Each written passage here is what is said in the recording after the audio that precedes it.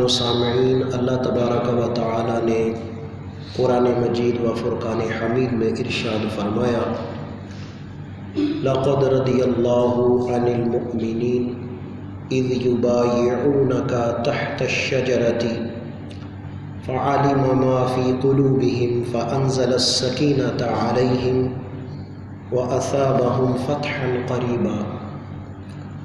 ارشاد فرمایا کہ بے شک اللہ ایمان والوں سے راضی ہوا جب وہ درخت کے نیچے تمہاری بیعت کر رہے تھے، تو اللہ کو وہ معلوم تھا جو ان کے دلوں میں تھا، تو اس نے ان پر اطمینان اتارا اور انہیں جلد آنے والی فتح کا انعام دیا۔ حدیبیہ میں حاضر ہونے سے پیچھے رہ جانے والوں کے احوال بیان کرنے کے بعد یہاں سے دوبارہ حدیبیہ میں شرکت کرنے والوں کا حال جو ہے وہ بیان کیا جا رہا ہے۔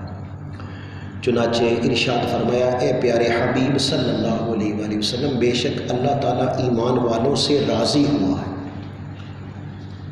جب وہ حدیبیہ کے مقام پر درخت کے نیچے تمہاری بیعت کر رہے تھے،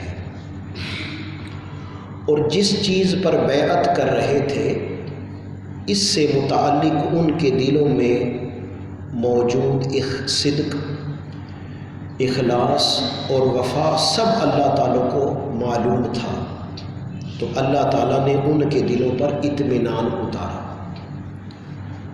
اور انہیں جلد آنے والی فتح کا انعام دیا۔ تو مفسرین کرام فرماتے ہیں کہ اس سے خیبر کی فتح جو ہے وہ مراد ہے، جو کہ حدیبیہ سے واپس آنے کے 6 ماہ بعد جو ہے وہ حاصل ہوئی۔ حدیبیہ کے مقام پر جن صحابہ کرام رضی اللہ تعالی عنہم نے بیعت کی، انہیں چونکہ رضائے الہی کی بشارت دی گئی، اس لیے اس بیعت کو بیعت رضوان کہتے ہیں۔ اس بیعت کا ظاہری سبب یہ پیش آیا کہ حضور علیہ السلام نے حدیبیہ سے حضرت عثمان غنی رضی اللہ تعالی عنہ کو اشراف قریش کے پاس مکہ مکرمہ بھیجا تاکہ انہیں اس بات کی خبر دیں کہ حضور صلی اللہ علیہ وآلہ وسلم بیت اللہ کی زیارت کے لیے عمرہ کے ارادے سے تشریف لا رہے ہیں، اور آپ کا ارادہ جو ہے وہ جنگ کرنے کا نہیں، اور ان سے یہ بھی فرما دیا کہ جو کمزور مسلمان وہاں ہیں انہیں اطمینان دلا دیں کہ مکہ مکرمہ عنقریب فتح ہوگا اور اللہ تعالیٰ اپنے دین کو غالب فرمائے گا۔ حضرت عثمان غنی رضی اللہ تعالی عنہ سرداران قریش کے پاس تشریف لے گئے اور انہیں حضور علیہ السلام کے آنے کی جو ہے وہ خبر دی۔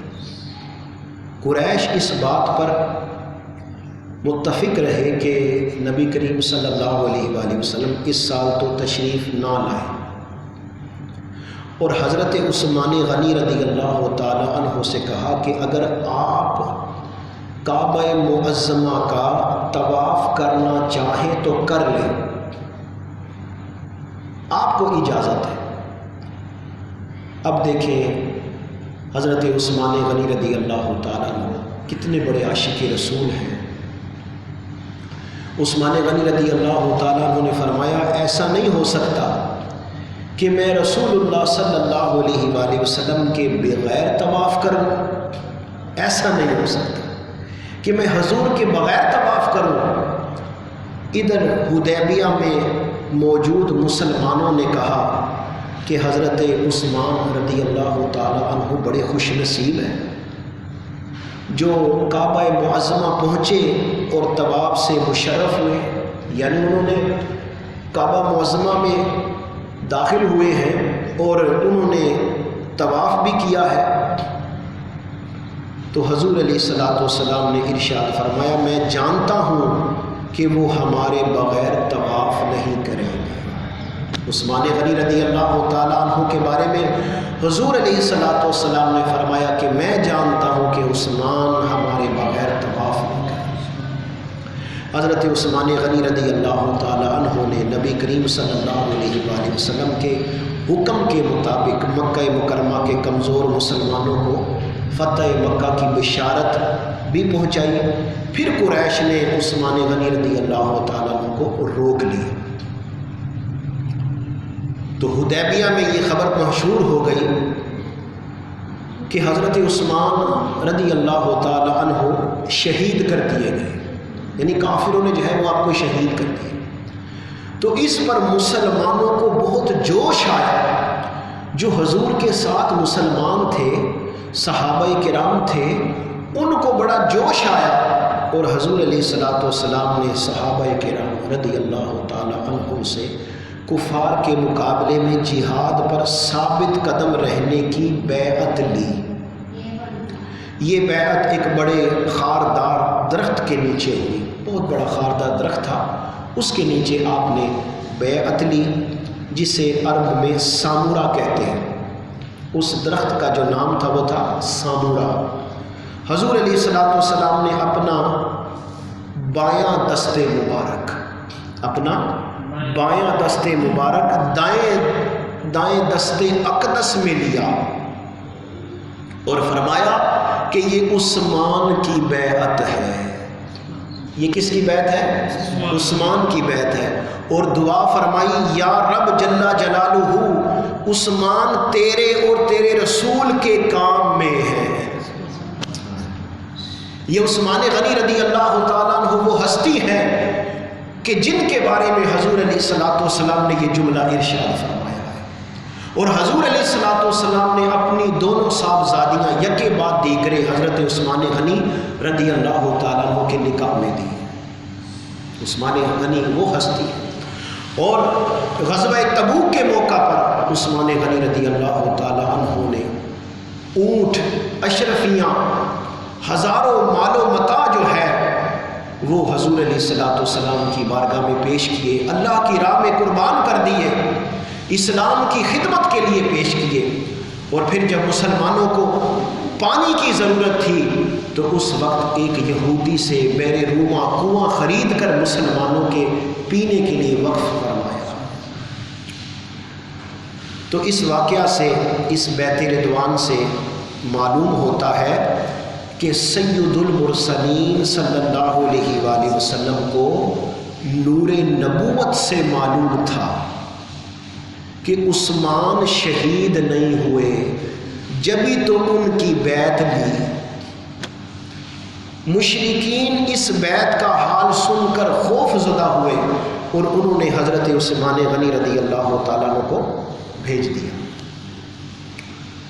اب بیعت رضوان میں شرکت کرنے والے صحابہ کرام کی فضیلت، اس بیعت میں جن صحابہ کرام علیہم رضوان نے شرکت فرمائی، ان کی ایک فضیلت تو اسی آیت پاک میں بیان ہوئی کہ اللہ تعالیٰ نے انہیں خاص طور پر اپنی رضا سے نوازا، اور دوسری فضیلت حدیث پاک میں بیان ہوئی، جیسا کہ حضرت جابر رضی اللہ تعالیٰ عنہ سے روایت ہے کہ حضور صلی اللہ علیہ وآلہ وسلم نے ارشاد فرمایا، جن لوگوں نے درخت کے نیچے بیعت کی تھی ان میں سے کوئی بھی دوزخ میں داخل نہیں ہوگا۔